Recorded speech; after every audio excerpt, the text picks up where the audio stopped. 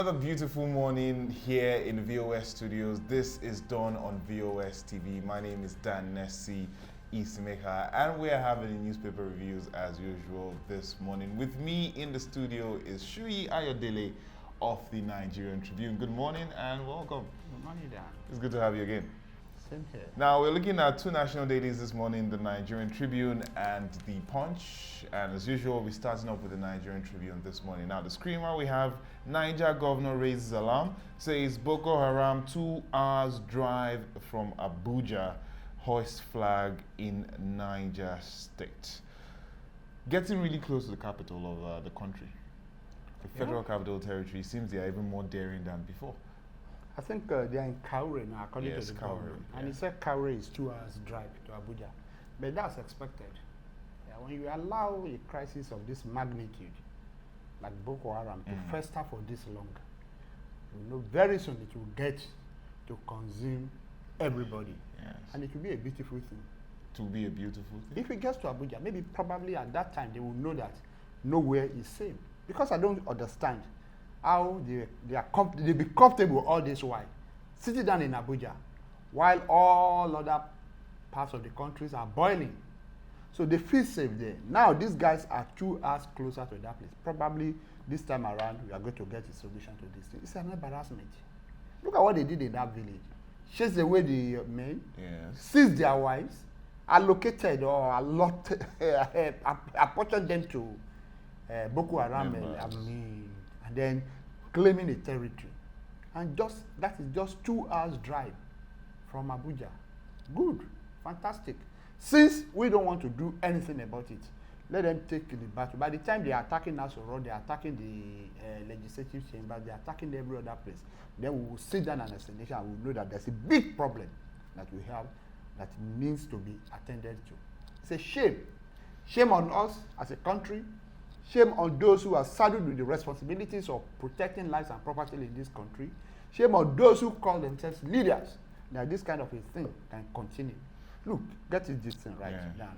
One of the problems that everybody believed the Jonathan administration had in 2014, 2015 was this issue of Boko Haram. True. And I want to believe that a lot of people that voted for this administration in 2015 did it because they had hope, they had aspiration, they had the belief, they had the confidence that coming to power, General Muhammadu Buhari and his team will be able to tackle this problem once and for all.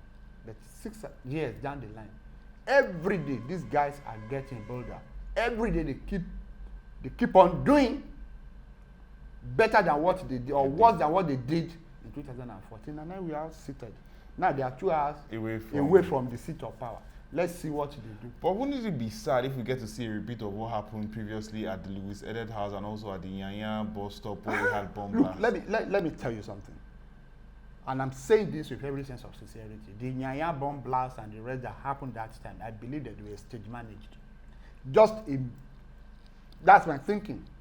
It's just a way of giving a dog a bad name in order to hang it. The Jonathan administration that time must be kicked out by all means. Because ever since then, we've never heard about any of such things happening in Abuja, in the capital territory. Now the question is this. If you succeeded, let us assume and let us agree, and for the benefit of that actually they stopped those things happening in Abuja. Why have we not been able to stop it happening in other places? So it gives you an idea that, was it that those things, actually, because they are really isolated cases anyway, could have been organized, orchestrated, in order to give the government of the day that time bad name. But now, it's staring us all in the face. You need to go and read what Bello was, the Niger State governor. The guy last part, he said, this time around, I'm not going to wait for anybody. I'm going to take any action that I feel is good enough and everything. 2 hours away from Abuja. We are not in the state of war. It's not as if we are fighting another country that they are conquering our territories bit by bit. We're talking about ragtag army that you call Boko Haram, that they don't even have any training in weapon handling and marksmanship. And then they are getting closer to Abuja. So that's how, look, it's not as if I support violence and everything. But the way it's going, I think if those who are in authority begin now to feel the power, they ran away from their constituencies. and came to Abuja thinking that Abuja is safe Safe. for them. Now, Abuja, the tendency that Abuja can come under attack is there. That is exactly what the Niger State governor is saying. So when it happens, then let's now see where they will hide. Then maybe this will force them to actually come out and act. Because it appears that the lives of those Nigerians that have died, the ones that are dying and the ones that are still going to die, don't mean anything to these guys. So when it begins to affect them directly, and then they know that there's no hiding place for anybody, then they will take the necessary action that will actually bring us to the lasting solution to this problem of Boko Haram. Also, more insecurity matters surrounding the Federal Capital Territory. If we come to the bottom of the Nigerian Tribune now, gunmen killed 2 more Kaduna University students, kidnapped 3 in Benue University. We're having The Kaduna University student, what was it, Greenfield or that Yes. private university is a very sad development. It's something, just when the news dropped yesterday evening that additional 2 students were found dead, I felt so bad. Felt so bad for the children that have been killed, the ones that are still in captivity because we don't even know how many of them are alive now, and then their parents. Because I'm a parent, I also have a child in a school outside where I live. I don't know how I will feel, God forbid, to find myself in this kind of a situation. These children have been kidnapped how many days now? Almost a week now. I will not be able to do anything. No intelligence report, no, we'll not even be able to pinpoint to say, okay, this is the exact place they are. And then we keep on picking them. The first time with 3 of them, they saw their corpses. Yesterday 2. Who knows what will happen tomorrow and the rest? And we have a government in place. We have security apparatus of the Nigerian situation in place. Now, what signal, what are we even telling the entire world, the committee of nations, the committee of sensible people that make up other nations and everything? Nigeria has turned to a jungle. Because it's only in a jungle that you don't have value for anything. Life doesn't mean, so when you read about it, look at it, DPO, 8 others killed. In another community in Anambra State, government stormed the place, killed 9 people. Some felons and beat some soldiers in Port Harcourt axis, killed 5. So every day you keep on reading, this one dead, killed here, and then we have no solution to this. It's sad. I'm telling you, it's sad. And it tells you one thing, that we are already in a state of anarchy. We are already in a state of lawlessness. We are in a state where, as we speak, even in this studio, somebody can just walk in with gun and bail all of us out, and then we are kidnapped or begin to shoot, and nothing will happen. You come into a city. It happened again in, what do you call it? The University of Agriculture in Benue State, in Makurdi. So these guys are no longer even going on the streets. So you know, when we started, we were talking about kidnapping on the highways, but now they are coming to the centers of the cities to carry out these nefarious activities, and we have no solution to it. We have somebody who answers the Appellation Inspector General of Police. We have somebody who answers the name Chief of Army Staff, Chief of Defense Staff, Chief of Naval Staff, Director General of DSS, and the rest. What are these guys doing? And then we have somebody who answers the Appellation Commander-in-Chief. What are you commanding when the people you are supposed to protect are being killed on a daily basis? Because this thing is like multiple killings per day. That's what we've been experiencing. It's sad, damn. Very sad. Quite sad happening around the country. I would love to take one more, but we'll go on a short break now. When we come back, we'll be looking at more stories, especially from the Punch newspaper this morning. Stay with us, please.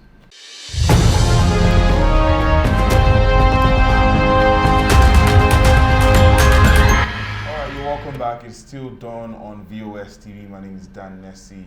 Isimeka with me in the studios is Shuyi Ayodele from the Nigerian Tribune. We'll be looking at headlines from the Nigerian Tribune this morning, the 27th day of April. It's a beautiful Tuesday. Let's quickly move over now to the Punch newspaper. And what we have here, the screamer is similar to what we had on the Nigerian Tribune. But let's quickly look at this now.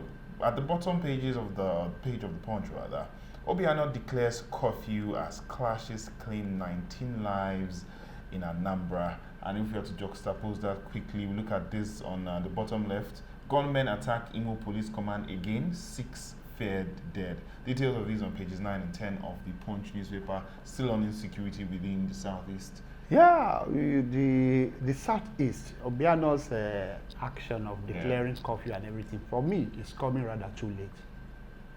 You don't wait till a matter degenerates to this level before you begin to take proactive action. The entire southeast region should have been in a state of emergency. Emergency does not necessarily mean that you should take away the governor, but at least the individual governors of that state should have taken steps that will show that everybody living there that this we are in a state of emergency, declare curfew and the rest.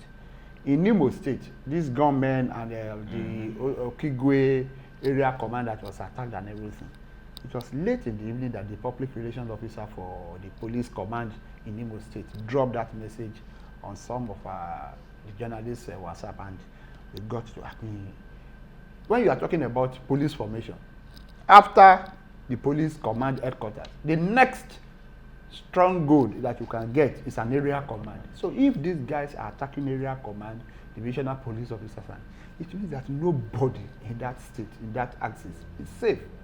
And we keep on asking, we've said it several times on this program, that what exactly is the problem in the southeast? What is the agitation this time around? For me, I think, the leaders, they came together on about 2 or 3 days ago in Enugu. Was it on Saturday? In Enugu, the leaders, the governors, political leaders, religious and the traditional leaders. On Sunday, they met in Enugu and the rest. And then talking about formalizing the Ebibwe, Agul and the rest. But they should take a step further than that. I think especially using the traditional setup in that axis, they should begin to look in your village, in your hamlet, in your town. You should know those who are strangers there. If I get to my hometown in Ekiti, I won't spend 2 days because I've been away for can't spend less than 2 days. I know all the bad boys that are in town. And then so when you identify all those ones, it should now be your responsibility as a leader in that community to begin to monitor them and then report the activities to the security agency. Because let me tell you something. Whatever is happening in Imo, I believe sincerely, is what is affecting Port Harcourt because they are too close. And whatever is happening in Owerri is also affecting what is happening in Anambra. Between Oka and Owerri is less than 1 hour. Or let's say maximum 1.5 hours. If you are in Oka, you are in Onitsha. In less than 1.5 hours, you will be in Owerri. So if you are in Port Harcourt, 2 hours or less than 2 hours, you are already in Owerri. So when you have this kind of crisis going on in that axis, it can easily spill over to the next community. And you see the pattern. The ambush, you kill soldiers. It's not even this time around, no policemen. You bomb police station here, you kill police here, you attack one community here and the rest. So it appears that if we don't act now, whatever is happening in the southeast can snowball into something that may consume the entire south together. Because when you begin to have crisis in Port Harcourt and people are no longer safe there, then they begin to move to the neighboring cities and states. And before you know it, the entire country will be engulfed in this kind of crisis. So it's, I don't know, the situation in the southeast is, and there you are conflicting groups. You have the IPOP today, you have the MAZOP today, you have the Ohanese today, you have the World Igbo leaders, you have this and that. Can these guys just come together under one umbrella? At least in the southwest, you can say that no matter what happens, we have the Afenifere group. And then after the Afenifere, you have Yoruba Council of Elders. Even in the north, with the Boko Haram and the rest, you see how a group, you can talk to Arewa Consultative Forum or Northern Elders Forum. The east should be able to have this kind of it. It's becoming too this thing. But the issue of Obiano declaring curfew, even though it's late, is a welcome development. I think other governors in the southeast should also take that kind of a step. At least let's restrict whatever is going to happen to daytime, not necessarily. If you have coffee between 6 p.m. or 7 p.m. to 6 a.m., at least you'll be able to monitor events properly. All right, it seems indirectly one way or the other that the hardship on the people in the country is going to increase shortly, as at the top of the punch we have electricity tariff may rise in July. NERC plans review. That's the electricity regulatory body. Plans review of tariff hike in July, which is whether we like it or not, we're already in May. There's something new in this. This government, this administration is very predictable. Do you know what they did? You know, they increased this tariff some 2 months ago. Yes. They used that one to test the waters. The same thing that they did again with petroleum. They know where they are taking prices of petroleum products to. So they increased it. People's outcry, they quickly drop it. They will go back to it. The same thing with this electricity tariffs. The truth of the matter is this. This government doesn't care about the welfare of the people. Because if you have a comatose economy like the one we have in Nigeria, this is not the time you'll be talking about increasing cost and prices of goods and services. Because once you do this thing to electricity, almost every other thing goes up. Every other thing will follow. The same thing with fuel. Once you increase the price of fuel, these are the two things that will run that run the economy. So once they go up, every other thing will go up. Then you now begin to ask yourself, where is the welfare package in this administration, in this government? And unfortunately, the guys at the ends of affairs doing all these things, they live freely on our patrimony. As a governor, as a president, as a minister, as a commissioner, even as local government chairman, even some jokers called their councillors, they live freely on the people's this thing. They get allowances for everything, allowance for clothes, allowance for shoe, allowance for toothbrush, allowance for toothpaste, allowance for everything. Everything is virtually free for them. So they don't feel the pain that you and I feel. And that is why it's comfortable for you to sit down and begin to say, you want to increase electricity tariff, you want to increase fuel electricity. We said this thing. If you know that subsidies is not going to work, why don't you stop it once and for all? We are talking about private individuals having okay, you privatize this thing, you gave it. For instance, in Benin City, in the last 2 weeks, I've not had light in my area. I depend on if you see my can, I have 2 jerry cans there because I need to fill the 2 jerry cans for fuel to power the generator. And I think just last week here in Delta State, a community was protesting not having community. In Ekiti State, a community in Bonyi area, they protested of lack of electricity for 8 years. 8 good years. It was in the news. So what are we talking about? And then you still want to increase the burden on the people. They are suffering and everything. You know, I just don't understand why we turn a beautiful country like Nigeria with all the resources. Our oil, in terms of quality, is number 6 in the world. We're a member of OPEC and everything. A country that has quality of oil that is number 6 in the entire world is still, up to today, we import every drop of petrol that we use in this country. And we are not ashamed of it. Oh, they will tell you, they are very happy to reel out the figures. In January 2021, subsidy consumes just at the top of the punch here, oil imports go up to $1.32 billion in 2026 CBN. Look at it. That's a country that so what do? Look at our foolishness as a nation.